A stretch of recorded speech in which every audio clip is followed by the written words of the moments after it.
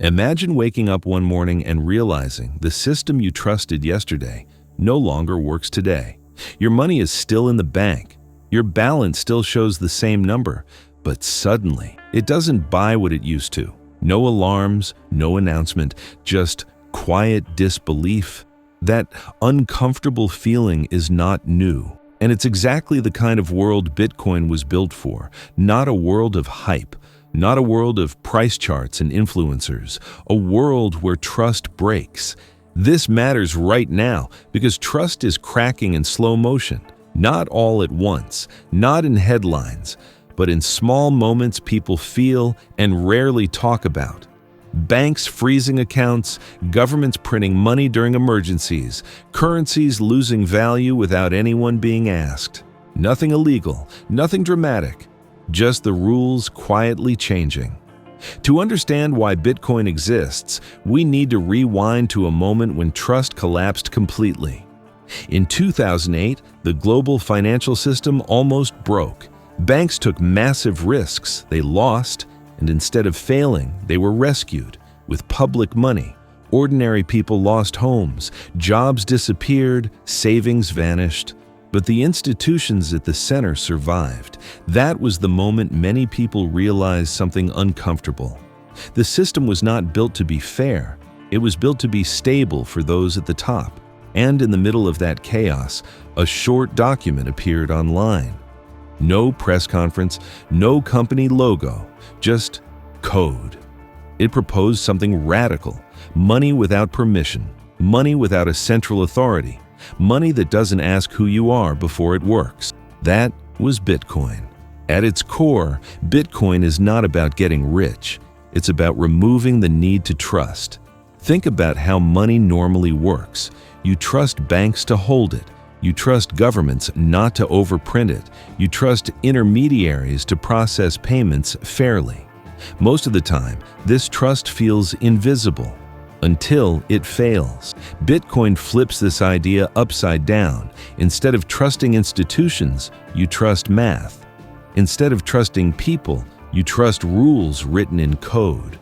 Rules that apply equally to everyone. There's no office to call, no CEO to bribe, no emergency meeting that can change the supply overnight, and that's where the uncomfortable math appears. There will only ever be 21 million Bitcoins, not approximately, not eventually, hard capped. Contrast that with traditional money. When governments spend more than they collect, they borrow. When borrowing becomes heavy, central banks create new money, digitally, quietly. That money enters the system unevenly. Banks first, markets second, people last. By the time prices rise, the system has already adjusted. Your salary usually hasn't. Bitcoin doesn't fix inequality. It doesn't stop greed. It doesn't magically make life fair. But it does one very specific thing. It makes monetary rules predictable. No one can wake up and decide to make more Bitcoin because it's convenient. No crisis clause, no emergency override. That's powerful and also uncomfortable because it removes flexibility. And flexibility is how modern systems survive short-term shocks. This is where hype and reality split. Bitcoin is often sold as a replacement for everything. Banks, governments, the entire financial system. That's not realistic. Bitcoin is slow compared to payment networks, volatile compared to stable currencies, and useless if electricity disappears. It's not designed for comfort. It's designed for resilience. It assumes something breaks. Currencies, institutions, trust itself. That's why people in stable countries often dismiss it until instability arrives. Look at where Bitcoin adoption spikes: currency controls, hyperinflation, banking restrictions. Not because people love technology, because they've seen trust fail before. There's a quiet irony here. In good times, Bitcoin looks unnecessary. In bad times, it looks obvious. Zoom out and the stakes get bigger. Bitcoin introduces a dangerous idea to power structures. What if people don't need permission to store value? What if monetary rules are not adjustable by committees?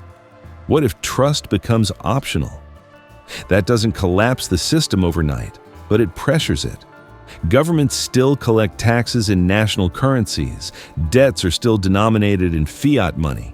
Markets still run on traditional rails.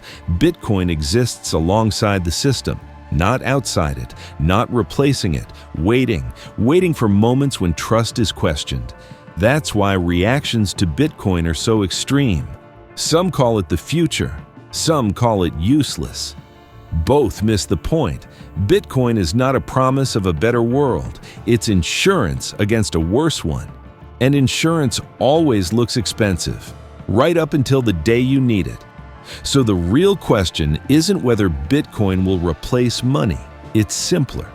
What happens in a world where trust keeps breaking, and people finally have an option not to pretend everything is fine? That question is still unanswered.